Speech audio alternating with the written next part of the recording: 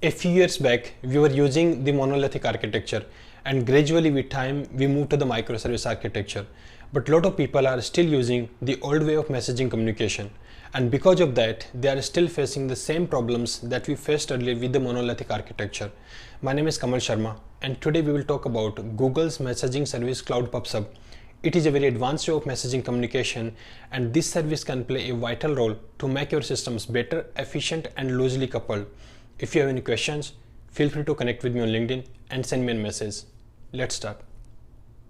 In this video, we will talk about a brief introduction of PubSub, the kind of problems PubSub solved, and the internal architecture.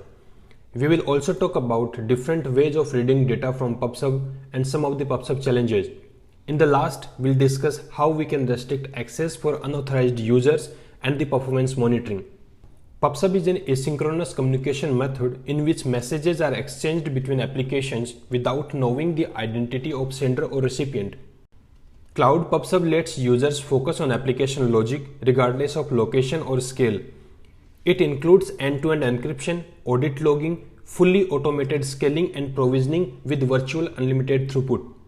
Here, we specifically talked about asynchronous communication. So let's talk about what is synchronous and asynchronous communication. Communication generally happens to be of two types, synchronous and asynchronous. Synchronous communications refers to communication that happens in real time and requires an immediate response. This type of communication includes face-to-face conversations, video calls like Google Meet or Skype calls. While asynchronous communications refers to the communication that doesn't happen in real time and participants can send a response whenever they want. The time delay between the asynchronous message and its response could be anywhere from minutes to weeks, but the basis is that the communication doesn't have to be live. Asynchronous communication includes sending an email, transferring a file, or using chat applications like WhatsApp. So PubSub is the asynchronous type of communication where we don't expect the receiver to be available immediately. Users can send the message anytime and respond whenever they want. Now we will talk about the problem and the solution. So when we talk about the technological solutions, they are generally developed to solve a specific problem, and that is same with PubSub. So let's talk about what was the life before PubSub and what changed after emerging the idea of PubSub. In other words, we can say which kind of problems PubSub solved. This discussion will help you to understand if you need to migrate your existing system to PubSub or should you consider this for your upcoming project. Let's take an example of an e-commerce application to understand life before PubSub. An user logged into the application, select an item and ordered it.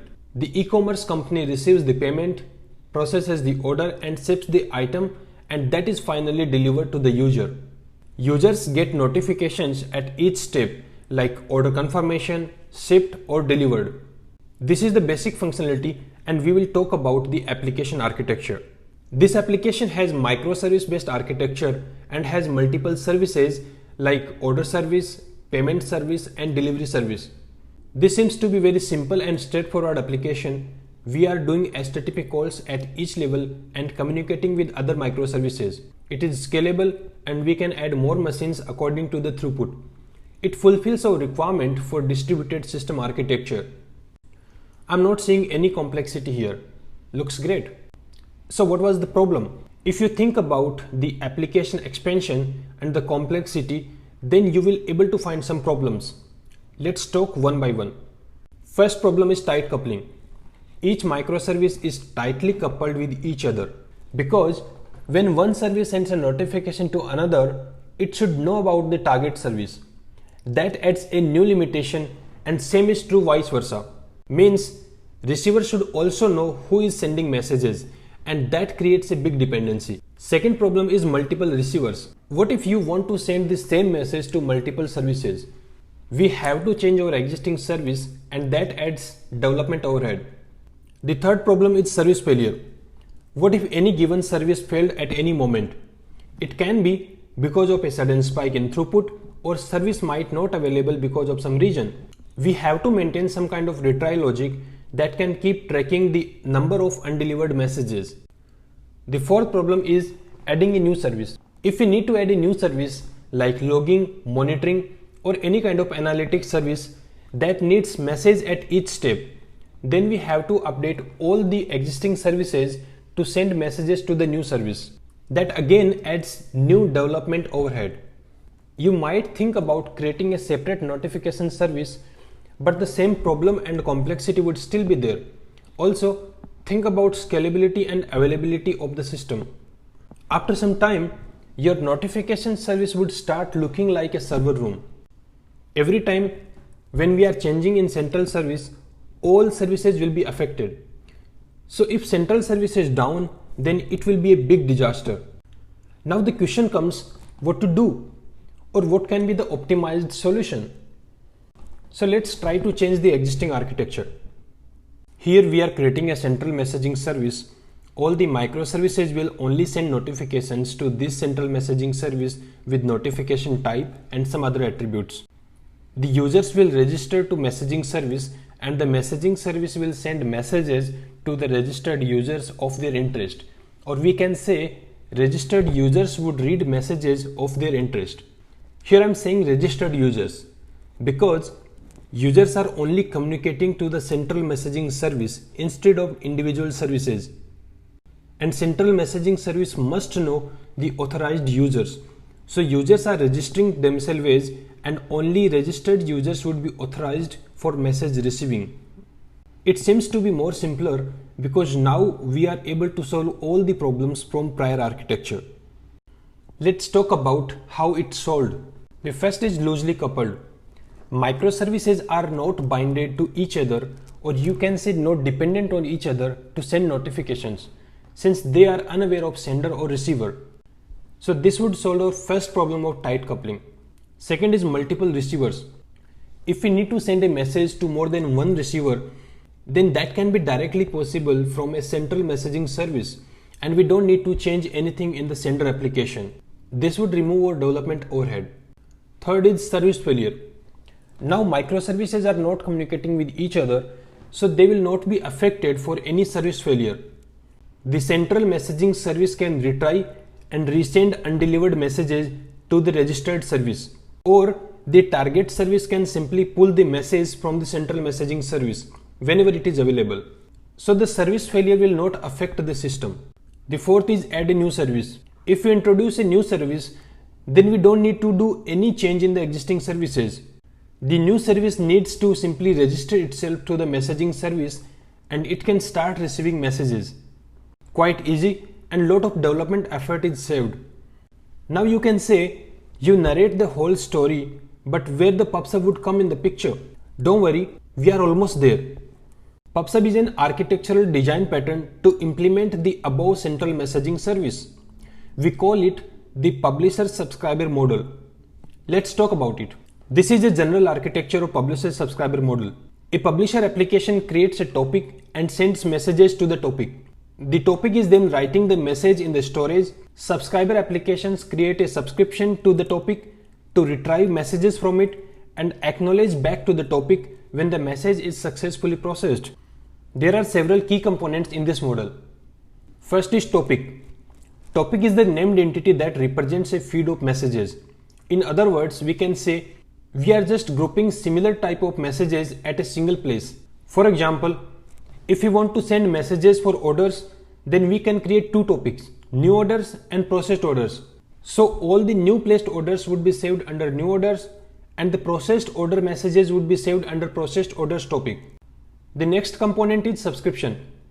Subscription is the named entity that represents an interest in receiving messages of a particular topic.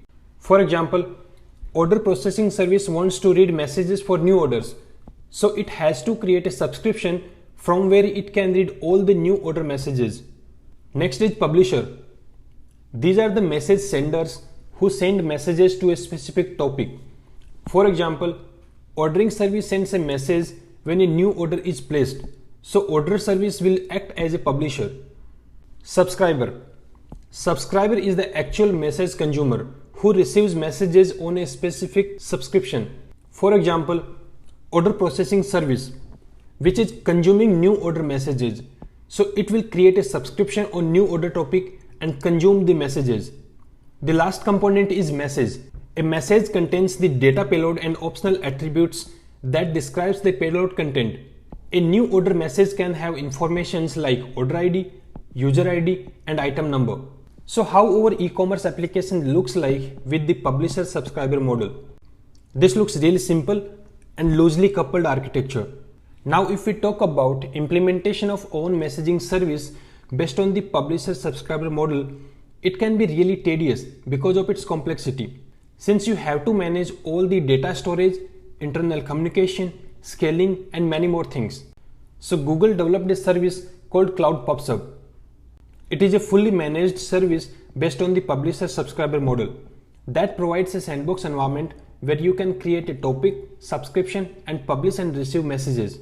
This service manages all the complex operations like topic and subscription creation and end-to-end message flow management from publishing a message to receiving a message.